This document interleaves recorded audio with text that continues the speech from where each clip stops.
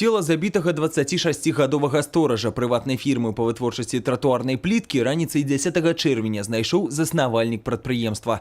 Таксама з памяшкання быў выкрадзены сейф, у якім знаходзілася каля 3000 беларускіх рублёў. Аб здарэнні мужчына паведаміў у міліцыю. Пінскім міжраённым аддзелам следчага камітэта ўспуджана крымінальная справа па артыкулах забойства і разбой. Па гарачых следах злачынцу затрымалі. В ходе производства оперативно-розыскных мероприятий сотрудниками органов внутренних дел была установлена личность подозреваемого.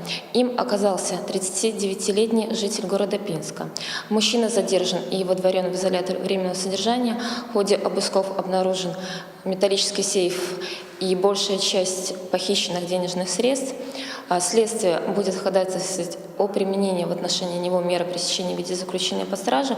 Также в ходе допросов установлено, что мужчина знал, что сторож дежурил той ночью и был с ним знаком.